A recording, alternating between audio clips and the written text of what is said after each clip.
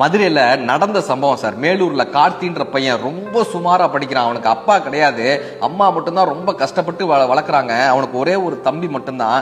ஒரு நாள் அந்த பையன் படிக்கிறப்ப கரண்ட் போயிடுது. அம்மா சொல்றாங்க, பக்கத்துல இருக்கிற மண்டபத்துல தானடா நான் வேலை பார்க்கறேன், நீ அங்க வந்து படின்றாங்க. இவன் அந்த மண்டபத்துல போய் பார்க்கறான். அவங்க அம்மா சமையல் அறை முழுவதுமா ஒரு மலை மாதிரி வெங்காயம் குமிஞ்சிருக்கு. இது எல்லாத்தையும் மாமா நாளைக்குள்ள வெட்டணும். ஆமாம்பா. அவனால 5 நிமிஷம் அங்க நிக்க முடியல. கண்ணெல்லாம் எரியுது, மூக்கெல்லாம் குட்டுது, தலையெல்லாம் வலிக்குது.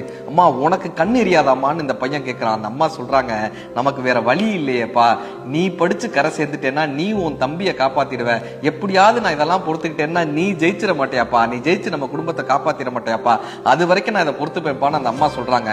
இந்த அம்மாவினுடைய வேதனை அந்த பையனுக்கு தெரிய அதுக்காகவே படிக்க ஆரம்பிக்கிறான். மாவட்ட அளவுல முதல் மாணவனாக வந்து சென்னை ஐஐடியில் அவனுக்கு இடம் கிடைக்குது.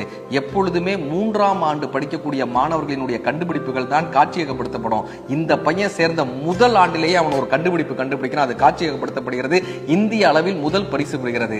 அந்த கண்டுபிடிப்பு வேற எதுவும் அல்ல, வெங்காயம் வெட்டக்கூடிய மெஷின் அந்த பையன் கண்டுபிடிக்கிறான். அதுக்கு பேட்டன் ரைட்ஸ் கேட்ட போது அவன் சொன்ன வார்த்தை, இது என் தாய்க்காகவும் என் தாய் நாட்டிற்காகவும் கண்டுபிடித்த கண்டுபிடிப்புன்னு சொன்னான். எந்த பெற்றோர்கள் தங்கள் வழியை சொல்லி வளர்க்கிறார்களோ அந்த குழந்தைகள் வாழ்க்கையில் சாதிக்கிறார்கள்.